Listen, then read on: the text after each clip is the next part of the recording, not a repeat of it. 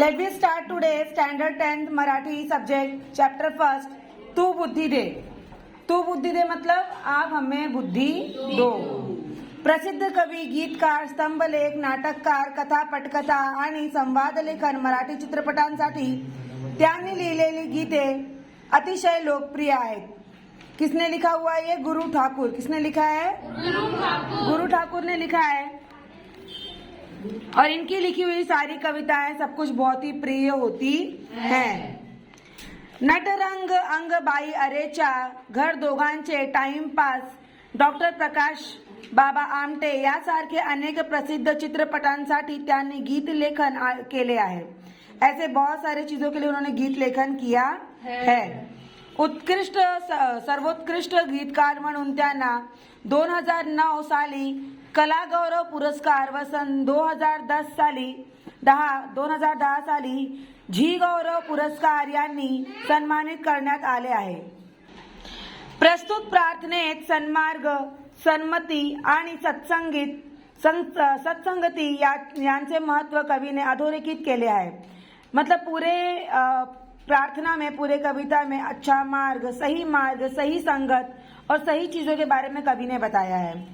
Okay, यांचे महत्व कवीने अधोरेखित केले आहे. कायम सत्याची कास धरता यावी, संवेदनशीलता जपण्यासाठी ताकद मिळावी, अनाथांचे नाथ होण्यास बळ मिळावे व शाश्वत सौंदर्याचे ध्यास लागावे या भावना प्रार्थनेतून व्यक्त झाल्या आहेत. मतलब गरीबों पर दया करना, उनका साथ देना, जो लोग कमजोर महसूस करते हैं उनका ताकत बनो, ये सारी चीजें, और सही मार्ग पे चलो, ऐसा कवि ने इस कविता में बताया है. कविता के माध्यम से कवि ने प्रार्थना की है भगवान से. क्या की है? तू बुद्धि दे, तू तेज दे, नव चेतना विश्वास दे, जे सत्य सुंदर सर्वथा आजन्म त्याचा ध्यास दे.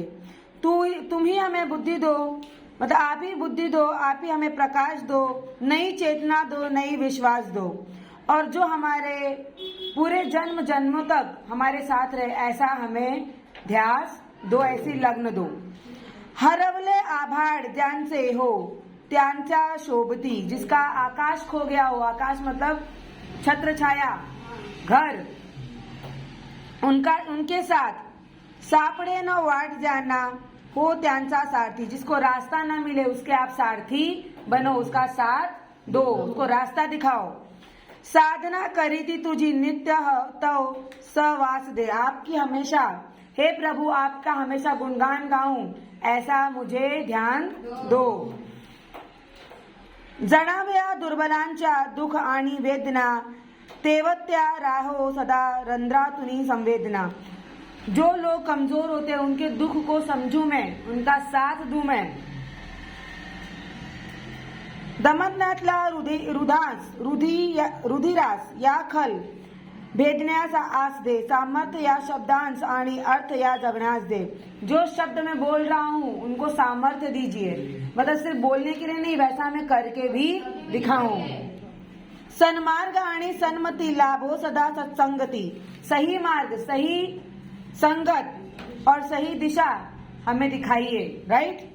नीति ना ही भ्रष्ट हो जरी संकटे आले किती, कितना भी दुख, कितना भी संकट आए, हमारी जो नीति है वो भ्रष्ट ना हो, हम लोग खराब रास्ते पर ना जाए. पंखास या बढ़ दे, नवे झोपड़िया आकाश दे, नया आकाश दो, नई हिम्मत दो कि हम आगे बढ़े, हमारे पंखों को ताकत दो, कभी गलत मार्ग पर ना जाएं, अच्छी संगत रखे, अच्छे दोस्त बनाए, अच्छी चीजें करें और जिंदगी में हमेशा आगे बढ़े. इसके लिखिए शब्दार्थ भी दिए हैं आपको.